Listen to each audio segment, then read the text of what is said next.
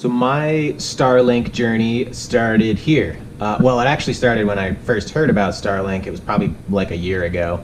And it wasn't even in beta testing yet, or at least not in my area. In November, I heard from through the grapevine that it was available in my area in southern Vermont. So I went to starlink.com, and it was this is pretty much your only option here, is to put in your email and also put in your service address. So I put that in and got an email saying, okay, we have your email in our system. We will let you know if beta testing becomes available in your area. So that was on November 4th, 2020. Fast forward to February 3rd, and I got the email saying Starlink was now available in my area. So I clicked the check availability button and put in my service address, and it confirmed, yes, it is available in your area. And I did not wait. I think they actually have a timer on there. They give you 15 minutes to confirm that you're going to order it. So I ordered on February 3rd, and the payment, the cost was $581.94. That is for the satellite itself. That doesn't include any monthly service fees that haven't kicked in yet. So it was a pretty quick delivery. That was February 3rd. I put the order in, and it delivered. It went out for delivery on February 7th, and it arrived 3 days later on February 10th. All right, so let's pop this bad boy open and see what Elon sent us here. Okay, some IKEA looking instructions here. Pretty hard to mess this up, I guess. So we'll set the satellite up, plug it into the router, plug the router into a power source. This, I will be hooking it up to, I guess this is the modem. I'll be hooking it up to another Wi-Fi router, and then we'll get the app open and fire it up.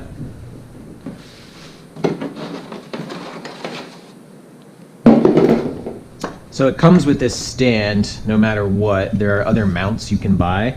It comes with this one. I'm going to be mounting mine on my pole that I already have up there. Here is the modem. Sorry, this is the router. Cool, comes with a router. Very sleek, monolithic. And then here's the power source. So you got a very long cable. This is probably 100 feet, I would guess. That goes up to the satellite itself. And so it's power over Ethernet through this cable right here. It's supplying the power and also the signal. And then this we would plug in over by my desk here. So router, power, and then here's the satellite itself. And it feels like it weighs, I don't know, 25 pounds. The back is smooth, shiny plastic, and the front here almost feels like a fabric. It's definitely a certain kind of coating over this here. All right, let's take this outside and mount it. Let me show you my current internet situation first. So that is the antenna for our 4G wireless based internet that we get. So about I don't know, 8 or 9 miles to the east, beyond that mountain, is the tower broadcasting the 4G wireless signal. So on a good day, we can get maybe 20 megs down, and I'm talking a very good day. That's very rare. And most of the time, it's between 5 and 10 megs down that we can get through this wireless. The drawback is that there's a data cap. So after 100 gigs, you get charged an additional $50 for every 50 gigs you use. So that's a little over $50 that we pay for the first 100 gigs, but then you have to keep paying after that. So obviously that we use that up quick with streaming video and everything, and all the kids home learning from home, and both me and my wife working from home. So we also have DSL internet for streaming video, which is complete garbage but necessary. That costs about $33 a month, and on a very good day we get 2 megs down on that, and I'm not lying, 2 megs down. Hence the need for Starlink here. So I of course should have realized this from the beginning, that so I have a pipe where my current antenna is, and it doesn't quite fit with the new Starlink, so I should have done this first, but they do sell a pipe adapter kit here, so I'm going to order this now so I can slip it over the pipe that's where my current antenna is. But for now, to test this thing and get it up and running, I'm just going to use the tripod mount.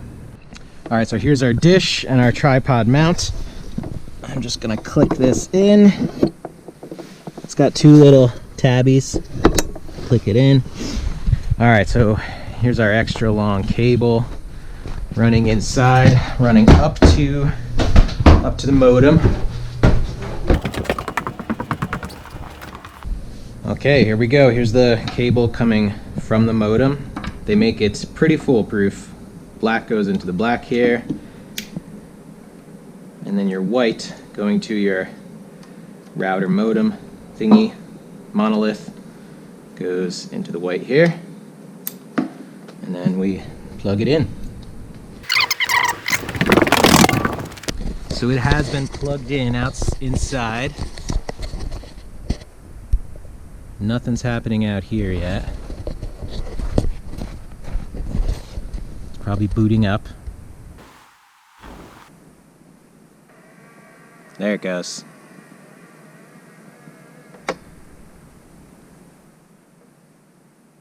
It's finding Uncle Elon's satellites. So it's also rotating. I don't know if you could see that. It was pretty subtle, but not only did it point straight up, but it also rotated, not much, about 15 degrees. All right, let's go back and check on the router. Okay, so we got lights on the power supply here, and the modem router thingy, the light is on,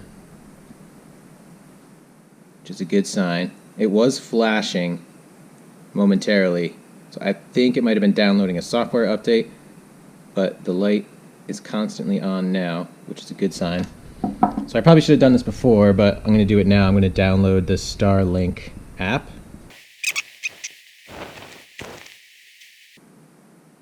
Okay, it's downloaded. Let's open this bad boy up. Start setup. Plug everything in. Did that. Connect to Wi-Fi. Use my location. Allow once. Let's connect to Wi-Fi. There it is right there. Starlink. Alright, I won't bore you with me putting in my Wi-Fi network and password. Okay, I created the network. There it is right there, Uncle Elon. I'll put in my password. And join. Connecting. Connecting. Connected. Alright, let's go back to the app. Yes, allow once. Alright, we are connecting. It says, please wait while your Starlink reconnects to the satellites. Okay, that took about a minute, and it is now online, and it says good connection, and it's marking my device here. My iPhone is connected. And so now we can run a speed test. Let's see what we get.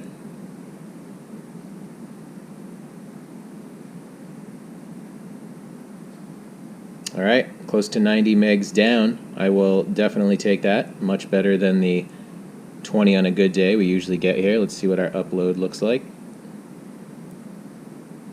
Upload 25. I don't know if you see that. 25. I will take that. So that was pretty easy setup. Obviously this is temporary. Once I get that pipe adapter, I'll be able to install it up there.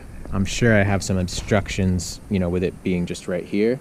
So the app actually has a thing to test and see if there are obstructions in the way.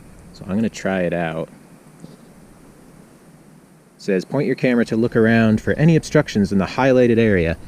Anything but sky will cause outages. Alright, please tilt your phone up.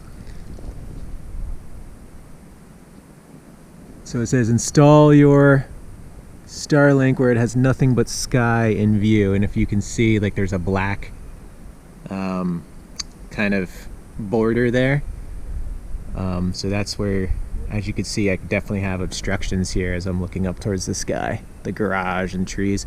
So hopefully once I get it up on the pole there, it'll have no obstructions, and it'll be good to go. But overall, I am pumped about this. I've heard that you know, in beta here, that this will drop out during the day, but that it's only for, you know, 10 to 30 seconds that it drops out, but that it will happen multiple times a day.